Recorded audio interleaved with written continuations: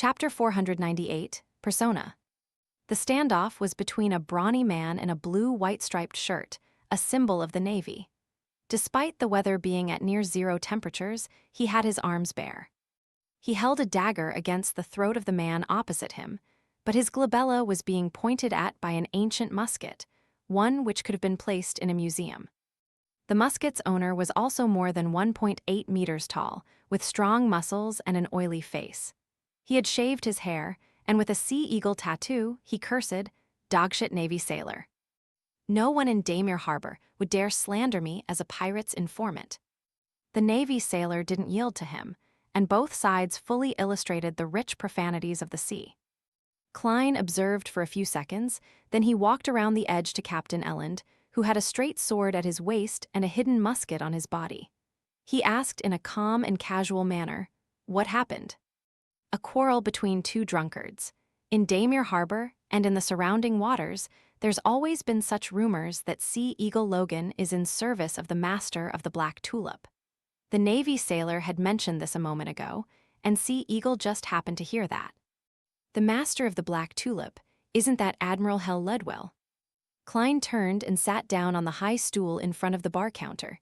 He tapped the wooden countertop. "1 glass of Southville beer." 6 pence.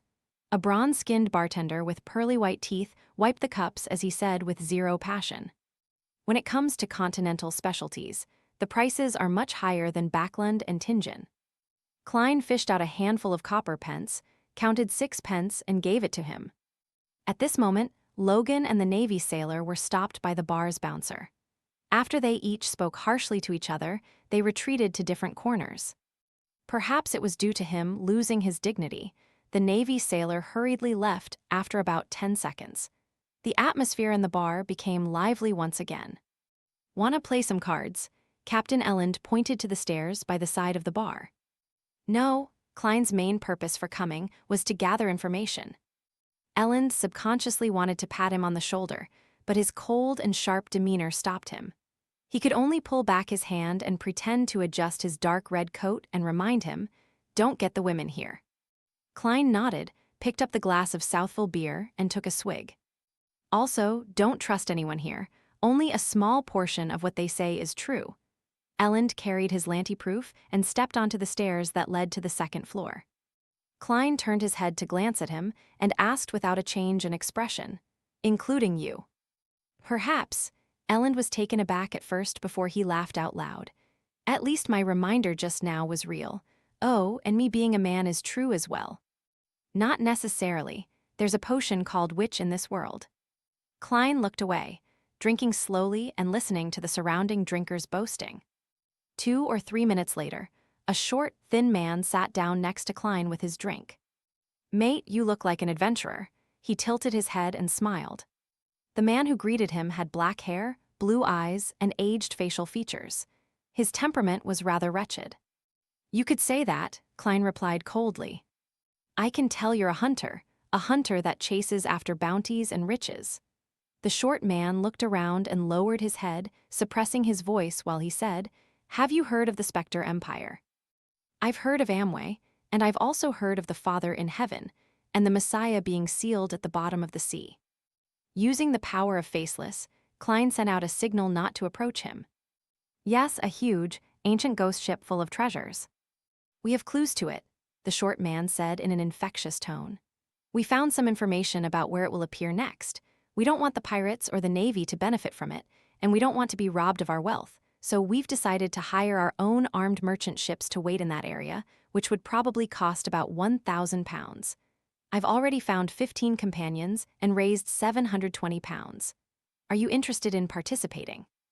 Without waiting for Klein to speak, he fumbled for a stack of brownish-yellow letters. "I know you won't believe it so easily. In fact, no one will, but after the 15 friends who read through this information, all of them decided to join in on our plan. Do I have such a gullible face? Or would any bumpkin end up in this situation without slipping away from this sort of thing?" While Klein was considering whether to appraise the letters from the corner of his eye, he saw that Sea Eagle Logan, who was previously squabbling, was walking towards him. "Woody, you're trying to scam someone again? You damn sewer rat." Logan picked up the short man and threw him into the open space in the middle of the bar, where he landed on the ground, sprawling.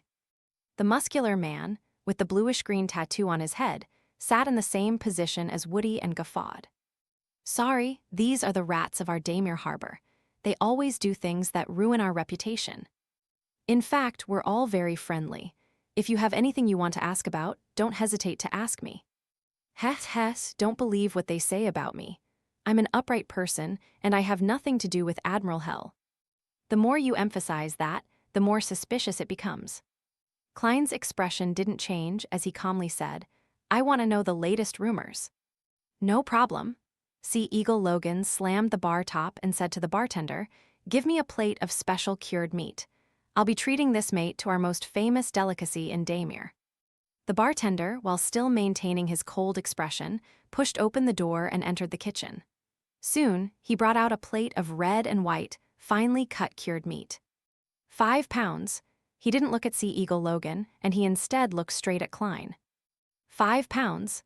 Sea Eagle Logan turned his head to the side, smiling warmly as he raised his arm to show his muscles.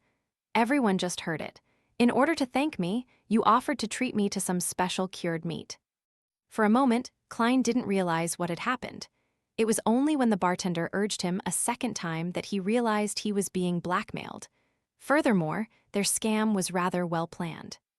First, they used an easily seen-through farce to let Sea Eagle Logan appear, thereby winning a good impression with the target. Then, with the excuse of treating the target, order an especially expensive special cured meat. And then finally, he goes back on his word and turns matters upside down and forcing a sale. It's no wonder that when Rat Woody was thrown out, those drunkards didn't make a sound. They were all afraid of this Logan, who's rumored to be in the service of Admiral Hell. How should I deal with this?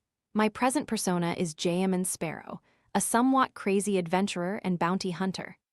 Klein raised his cup and drank a mouthful of the rich malt-flavored beer and said with his usual tone, "Why don't you just rob me?" "Why don't I just rob you?" Logan was a little stunned by the question. Soon after, he saw a fist expanding before his face. Thump! Klein's left fist landed on Sea Eagle Logan's chin, knocking him backwards toward the bar counter. With a push of his right palm, Klein nimbly left his chair and approached Logan's falling body. His legs tensed and his knees jerked upward, slamming into Logan's lower abdomen. Logan threw back his head, his eyes bulging while his mouth hung half open. Klein drew his gun, shoved the revolver into the man's mouth, and pulled the hammer back. I am, Logan shouted indistinctly. Klein looked him in the eye, pulled out his revolver, and swung it, striking the side of Logan's face with the butt of the gun.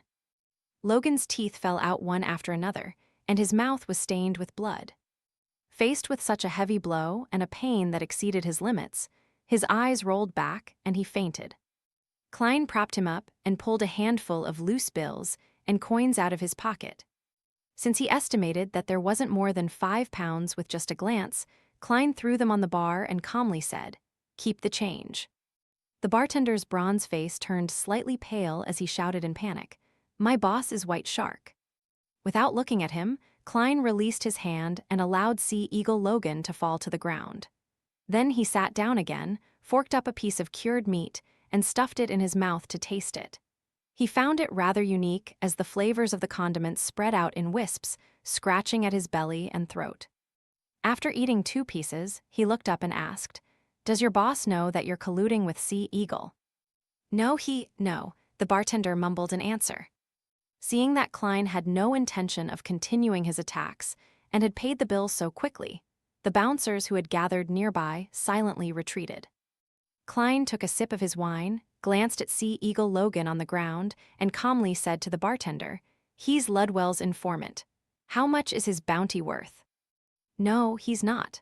The bartender shook his head and said, "This is just something he says about himself, the information he spread himself. That Navy sailor from before was hired by him. That's the only way to make everyone here afraid of him." Upon hearing this answer, the drinkers at the bar all put down their glasses in surprise. Some of the drunkards even staggered over to Logan and spat in his face.